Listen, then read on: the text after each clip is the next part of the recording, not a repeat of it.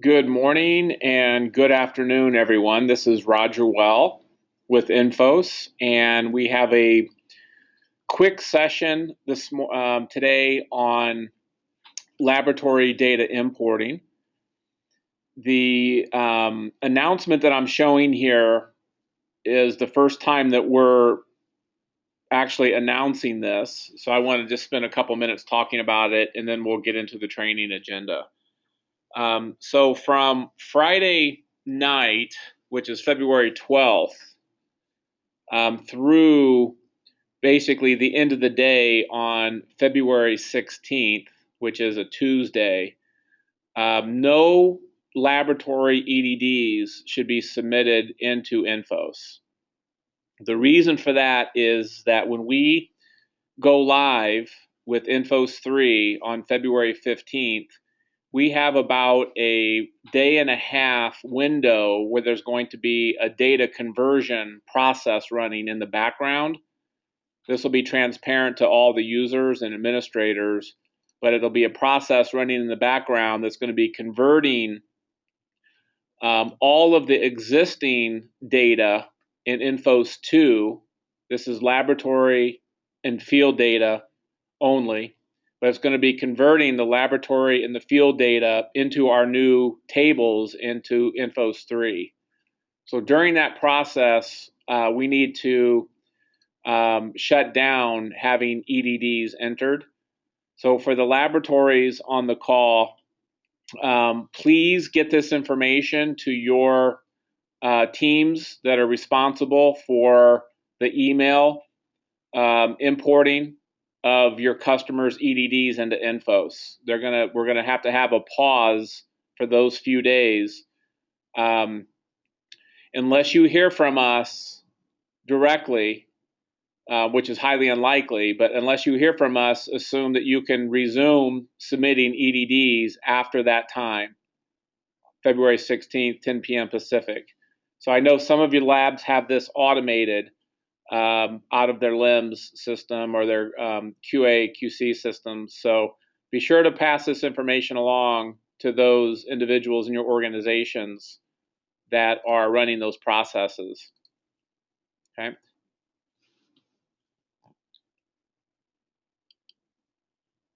All right, the first thing we'll do is go over the training agenda. This is actually a very fast session, and in reality, the great news about this is that nothing is changing on Infos 3 for laboratory EDD submittals and processing. The labs are going to continue to submit the same zip files to the same email addresses using the same subject lines, right? So the file types, if it's an Edmond R5 or New Jersey HASSite or California deliverable, whatever it is that you're already submitting to Infos on behalf of your customers and the consultants, you'll continue to do exactly as you were. Okay? The valid values aren't changing, the file formats, the submittal process is all the same. So I just want to keep reiterating that. Other than the pause that we just announced, there's really no other change. But what we wanted to do for today's call is just run through the processes that you're already doing and show you a little bit of what E3 will look like around the data importing process. Okay, so for the agenda, we're going to start by going over the data administration overview. So this would be more of the administrative role around Infos. We'll talk about the lab methods, the analytes, the EDD systems, and the valid values. We'll go over the EDD parameters overview in Infos. This basically establishes the email workflow and the email notifications that occur when labs submit EDDs. Number 3 will be to look at the manual importing process of an EDD, as well as the rerunning of an existing EDD that has errors. Email importing of an EDD, which is the most common method for getting laboratory data into Infos. And then we'll spend a couple minutes talking about the EDD status overview. So that's our agenda for the day.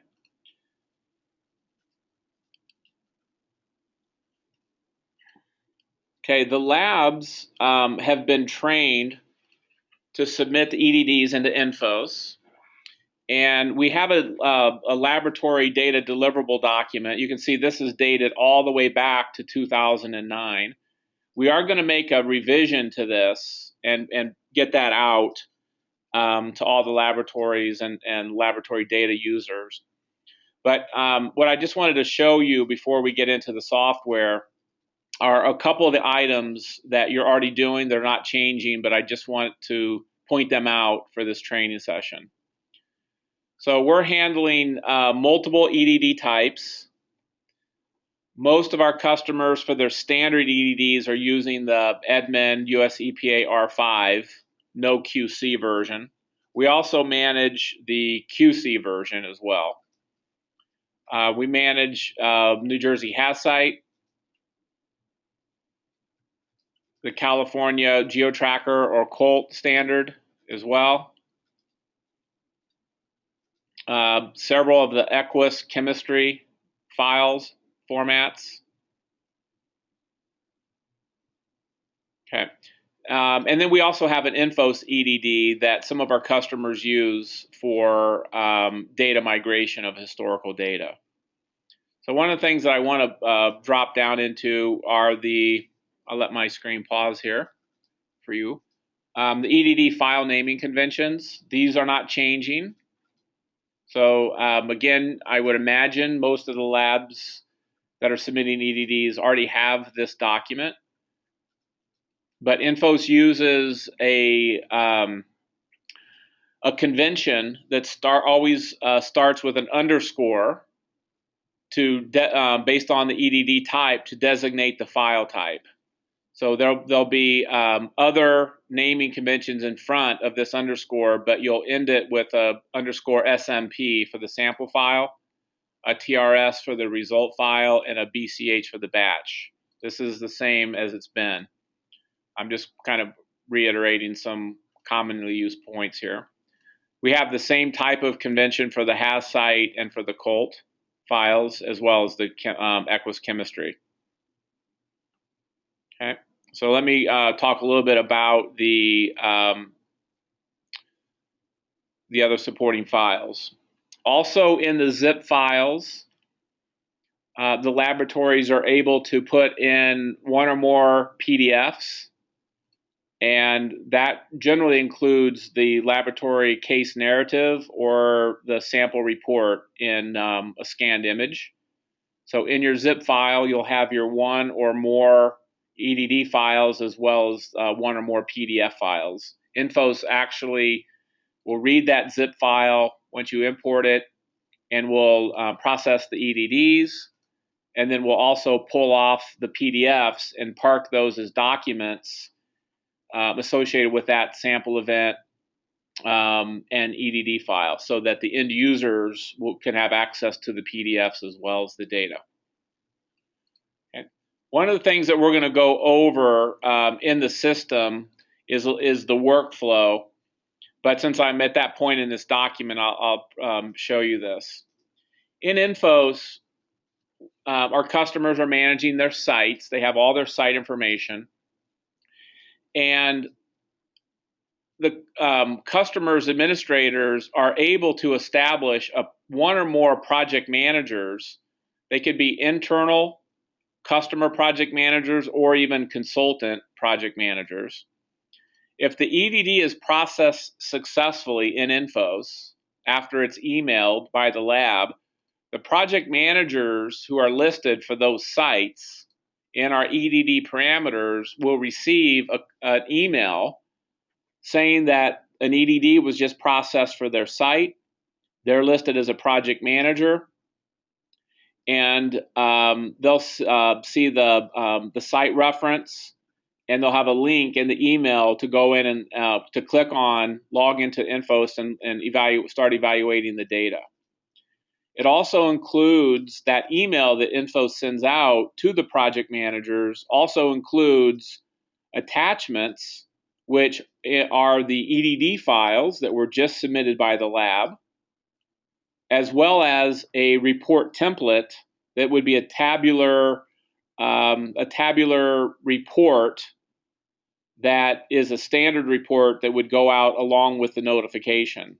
Generally, that standard report is a detect report, so that you can quickly open up that Excel file and look at all your detects from that EDD that was just submitted by the lab. So that happens in a scenario when the EDD is processed successfully by Infos. Okay. The original sender, who's generally the laboratory, will receive an email confirmation as well. The laboratory sender will get a success confirmation, or if a technical laboratory error was detected during the processing. If the laboratory receives a technical error, they will have an attachment that will list out the errors. So it could be an incorrect valid value. It could be a file format issue. It could be a range of technical errors that would be on the laboratory side. Once that happens, that should kick off a corrective action by the laboratory to correct the EDDs and then resubmit them to Infos. So the original sender will get a confirmation of success or failure. If it's failure, they'll get a list of the errors, and then that will prompt them to resubmit.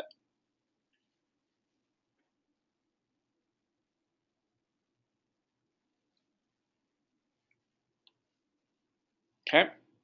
Infos also has a role for an EDD support email person. And the email support person is generally a data administrator. And any errors that would be generated in the EDD processing would be submitted to that person. So that's, again, generally someone who's working on the QA/QC side on the customer's behalf to help manage the errors. Generally, those errors would be errors that need to be corrected in Infos. And I apologize that my email keeps going off, but I have to have it on for this training session because we're going to be using email in the training. So that's I can't turn off the other emails. We also have an admin email, which would be administrative type of an error. So we've got multiple message recipients that we're going to look at on the EDD parameters overview. I just wanted to give a highlight to those. Okay, again, the next section here is the EDD file uploading to Infos. So these need to follow, the zip files need to follow a standard naming convention. You're already doing it. This is not changing. So I'm just showing you this again.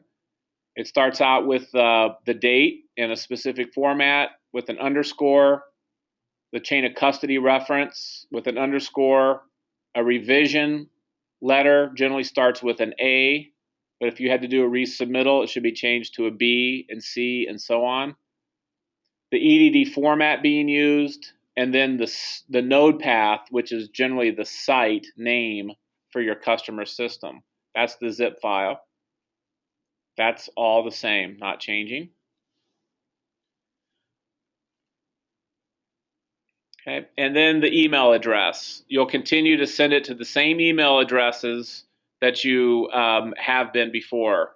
It would be lab dot your customer name. So it could be Sunoco as an example at Infos. And we've actually changed this. So this is one of the documents that's going to change. You're currently sending it to infosinc.com. You're already doing that. This document just didn't reflect it. The subject line is not validated. So in the email, each one of the labs can put whatever they want in the subject line. We just recommend that the laboratory is using a subject line that helps you identify the EDD so that when Info sends you a success or a failure with the errors, you'll be able to get some information from that subject line. Okay. So I'm going to go ahead and close that, and we'll jump into Infos. All right, so the first thing I want to do is go over some of the additional administrative setups. So I went into our admin settings, and on my settings viewer, I'm going to select our data module, and under the system, I'm going to select lab, and then hit go. So for the laboratories, this isn't something that you would normally do, but any of our data administrators or customer administrators on the call would potentially do this. So when you're in that section, you're going to have, when you're in that page, you're going to have two sections. You're going to have your laboratory methods, and you're going to have your analytes. So the lab methods, this is content that's managed by the customer. So these are all the specific laboratory methods. I could search for a method such as 8260. And you can see I have various 8260 lab methods listed here. Each lab method has content underneath it, so these are links. So I could click 8260. And I have some of the basic setup information about this. The primary lab method name, we handle one or more, also known as. So if the lab submits SW8260 as the method code, that would work fine for this lab method of 8260. And then we have the target analyte list that's associated to that particular lab method. So again, for our customers on the call, you're not going to have to change anything. Your existing lab methods, your analyte library, and then your target analytes per lab method will carry over automatically from Infos 2 to Infos 3. Okay, so those are the lab methods. And then the analyte list is the analyte name. We also have also known as for the analytes, and then some metadata about them, the CAS number, the type and subtype, and then you have ability to edit that information. Okay, so in our example test system, we have 2,225 unique analytes here. Okay. The another area in administration I wanted to cover is the EDD parameters. So the first thing that we'll look at will be the EDD systems. So we have these parent systems that are already enabled on each one of our customers' sites. So these include, let me just click add here, all the various EDD types that we handle, as well as some custom types. So as the customer administrator, if you ever need to add a new EDD type, you're going to be implementing a new EDD because of a state requirement or because of a consultant request, you would have to come in and enable the EDD type in Infos to make it valid for your system at Infos. And those are hierarchical. So you can establish them for your entire organization or any business unit, region, state, or site. So in reality, a specific site, in our example, site 342, could use its own specific EDD type, and that could be different from other sites in your info system. Okay. One of the areas that the administrators need to work in from time to time is the valid values for the various EDDs. So again, I'm in admin settings, and I've selected the data module and the VVL type, and I clicked go. In the right-hand corner, this is where we see all of the enabled EDDs. So if I go to the EQUIS EDD, I'll see all the various tables within Equus. So as an example, if we go to lab qualifiers, this is your valid value list in Infos for your laboratory qualifiers. Hopefully you get a lot of U's. The compound was analyzed for but not detected. Based on your permission, you have the ability to add new values to these various table types. So you could add a new lab qualifier by clicking on Add. So from time to time, the administrators need to communicate with the laboratories on the valid values, because sometimes the lab will report a valid value because of the requirement of the sampling event or the SDG QC requirements that Infos doesn't have. In that case, the administrator would need to confirm that with the lab, come into Infos, add it as a valid value, and then that EDD would need to be reran. So that's an example there. Okay.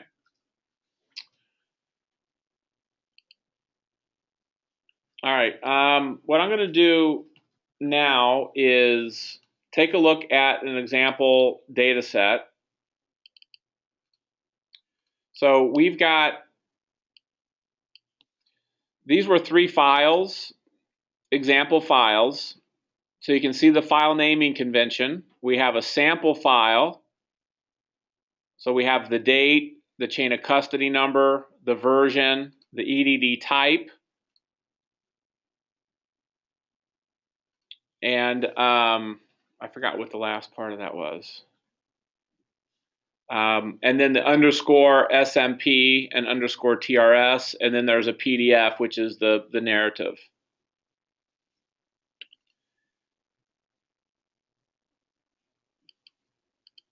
Okay, I can open the file. I'm going to open the file in the text editor. So this is one of the example files that we looked at. So this is the sample file. Okay, so I can see that I have MW1, 4, 5, 6, 7, 8, 9, 10, 11, 12, 13, 14. And I can do the same thing with the test result file. I'm opening it up in a text editor so that if I were to open it in Excel, I could lose some of the leading zeros or some of the formats. So this is an example of a test result file. We're using a lab method called SW8260, and the sample and the analysis date was on 12/29. Okay, these get bundled into the zip file as well as the case narrative. And in my example, I'm going to go ahead and open up Outlook.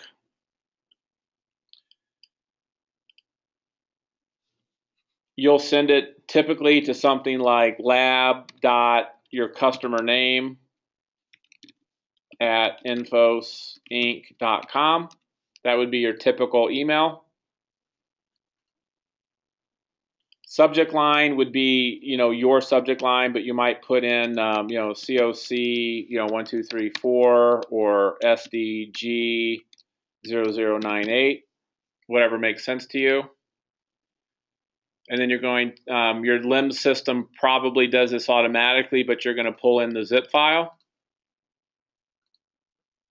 And then this gets submitted. Okay.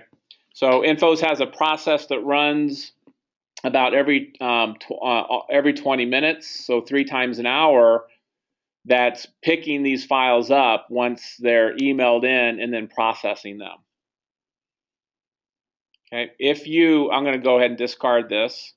If you get a successful response as a project manager, you'll get an email that looks like this.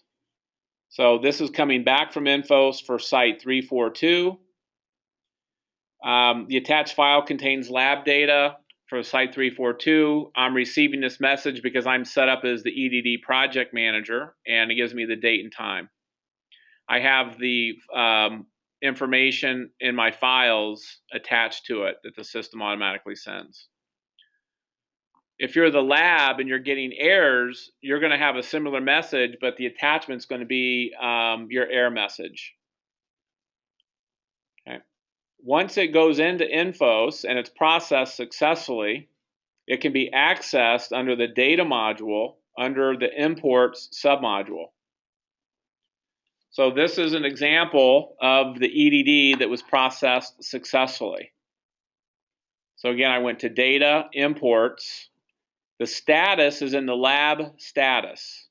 If there were errors, it would be in an error status, and this file name would be in red, so that the administrators or the data managers responsible for this would be able to see that there are errors. They would click on the link of that EDD. They would have multiple sections of information, but they would go into the error section and look at the specific errors. So it's going to tell them what type of error it was, the file name that had the error, the line number in the file, the column, and then the error message. And then the fix-up process would go from there.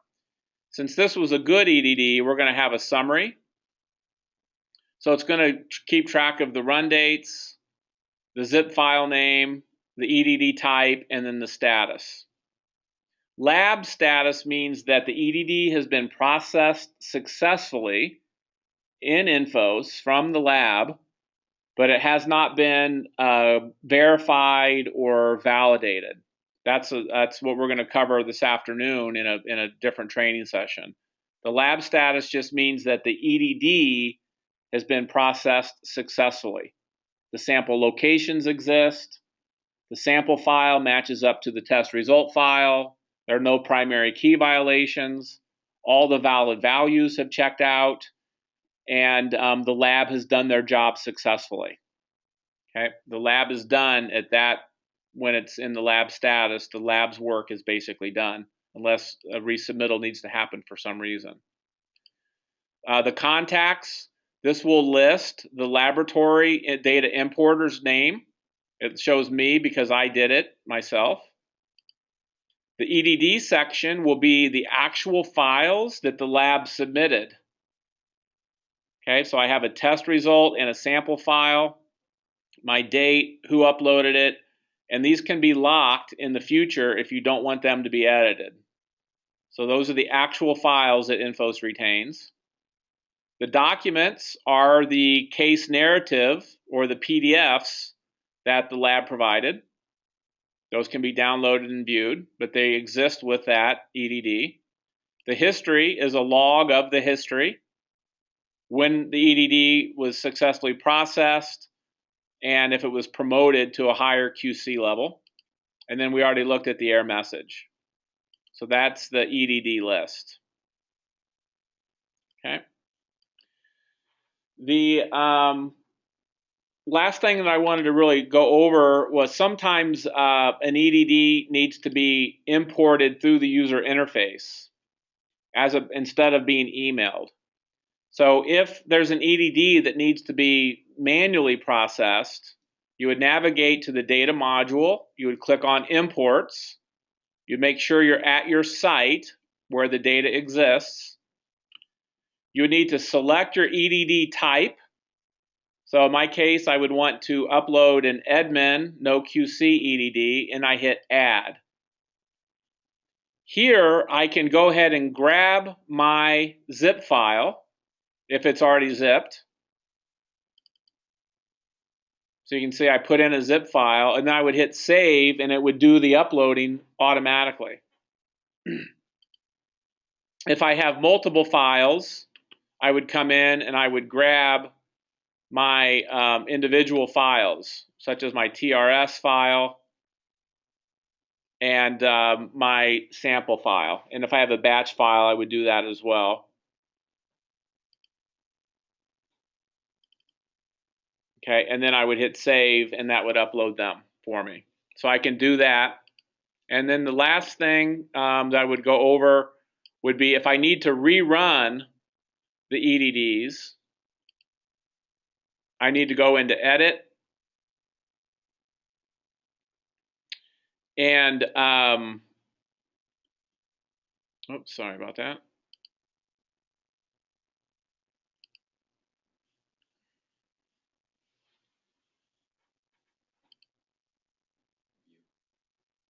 Click on View. And let's see, where's my rerun at?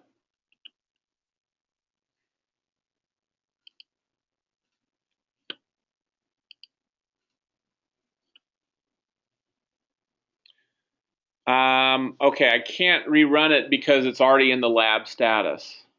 It's under the EDD section. Okay, I'm sorry.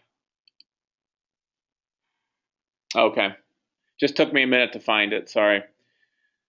I'll back end that, so I'll do it again so you guys can see that. So if this was in the error status and I modified my file, I would click on the EDD. I would open up my EDD section, and then I have a rerun button.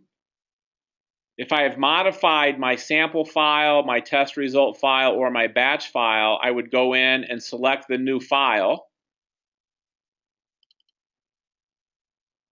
If the test result file didn't change, I could just leave that. I wouldn't need to browse and upload it. And I would hit rerun, and it's going to rerun the EDD. And it's going to log that in the history so that I would be, as a user, I would be able to see that Roger reran it on this date and time. Okay. So I've used up the time. Again, I just want to let everybody know about the EDD importing freeze. We'll send another announcement out to all the customer Infos administrators as well. But these are the dates and times by which no EDDs need to be added. And with that, I'll just also announce that later this afternoon at 2 p.m. Central Time, we have a session on end user training, and we'll be re-reviewing some of what we talked about today, but we're also going to look at field parameter uploading, regulatory standard management and querying, sample event planning and chain of custody creation, and also using alerts for exceedances and using maps to review data. So thank you for attending the data importing session, and probably talk to many of you this afternoon.